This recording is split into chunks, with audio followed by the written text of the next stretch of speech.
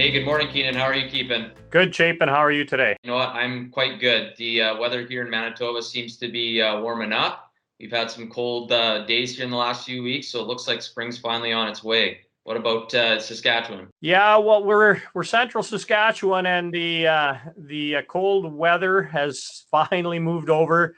I think you guys are getting a little bit, and then it's on its way. But for here, we're sure appreciating the warm winds that are blowing in. Yeah, aside from hauling, what have you and the family been keeping busy with this winter?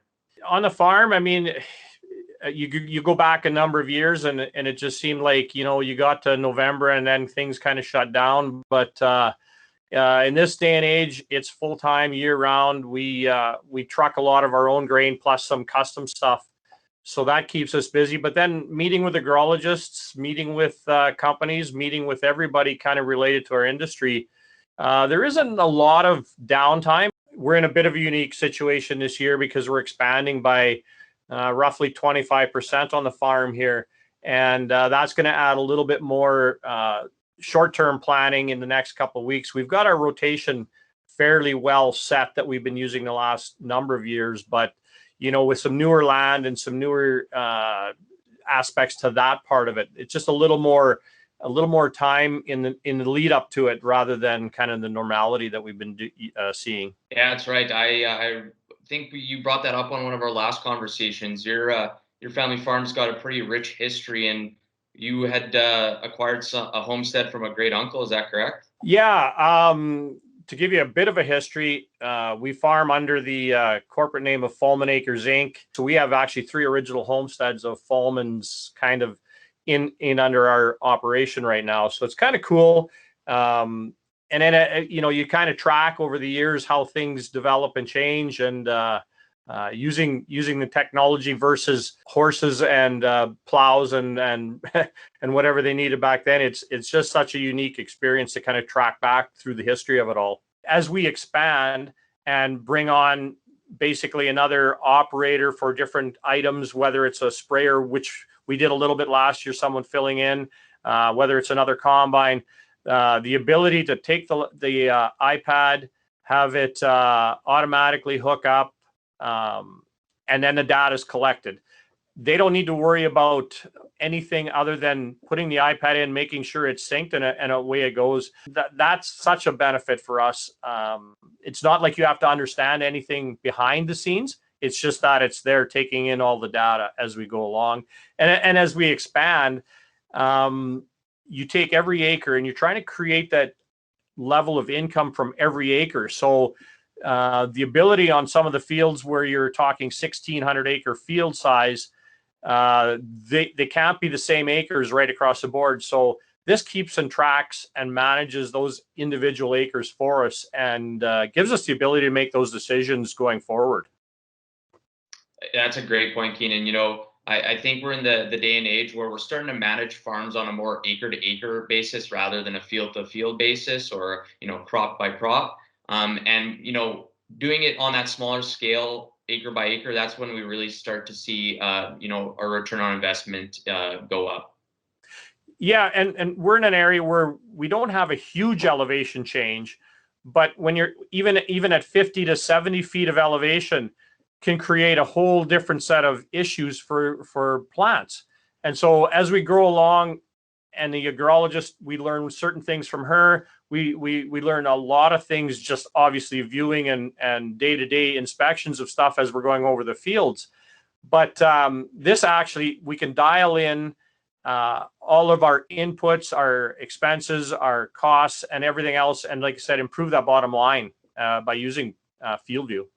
For sure. And you made a point there. I know you've said that you've been using it a few years now. And when you first started using FieldView, you used it in a little bit different way than you are today. What are some of those changes you've seen through the multiple years of use? It's like everything in terms of technology, you kind of learn and adapt a little bit as you get used to it. And I mean, the step in technology now to where we are today to map and have your histories kept and different things like that. So that's part of it is the advancement that we get to utilize and make life a lot simpler to keep that history.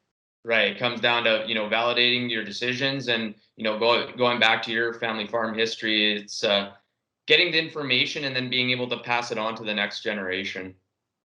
Yeah, and like we said, when in 2018 when we first used it, I think we were more focused on yield history. I think that was everybody. What are you growing? What are this and that? But we found the connection to it's not just yield history.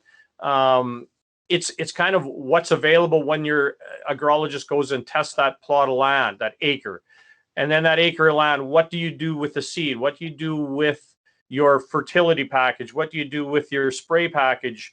Then harvest, and that gives you that result.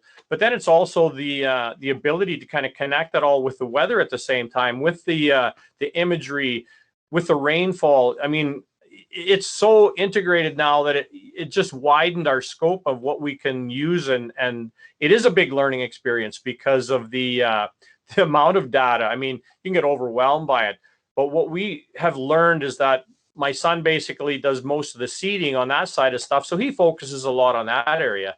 I do all the spraying. So I kind of focus on that. And then obviously yield is at the end of the year. But the beauty of it is it's all collected throughout the year. And we don't have to think twice about it. It's there. We can access whenever. And I mean, it's just such a great tool to grow with, I guess. So Keenan, you're saying, you're the operator in the sprayer, your son's in the seeder. Going back to your son last spring, I believe you guys tried some fertility scripts. Any takeaways from that and any plans to maybe grow on that this year? Yeah, for sure. The one thing with the seed and the fertility with the variable rate that we're using on that, we found that it's quite an advantage to kind of utilize the little small microclimates in each part of the field for the seeding. Going into the fungicide applications, that we thought that would be a great addition. For example, canola hilltops are a little lighter, may not need it. Low spots may need a little bit more fungicide. So that would be a prime area for applicating in that sense. We try and follow agronomics as much as we can. Weather dictates some of the things that we do and don't do. But like I said, that's a tool. FieldView is part of the tool package that we use with making all those decisions. Yeah, exactly. It's there to help, and glad to see that it's helping with your decision making.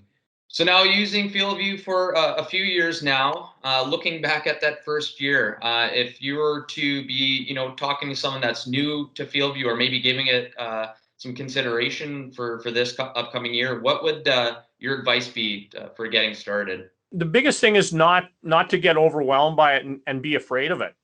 The beauty of it is once the hardware is installed, and we call it our Bluetooth pucks, we stick them in everything, the harnesses if you need to on certain items.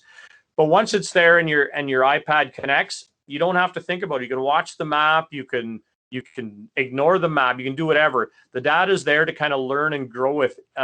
It's easy to access even while you're in the field, to switch back and forth. So Keenan, I know you're a busy man, so I don't want to take too much more of your time. I just want to say, always great to catch up with yourself, see what's going on the farm. Like I said in the beginning, we're close here to spring. So if there's anything I can help out with, please feel free to reach out. But yeah, I look forward to coming out and seeing you on the farm and, being in the tractor with you. Yeah, you bet, Chapin. Appreciate the call and the time in the conversation here, and looking forward to seeing you on farm here very soon. Talk to you soon. Awesome. Bye. Keenan.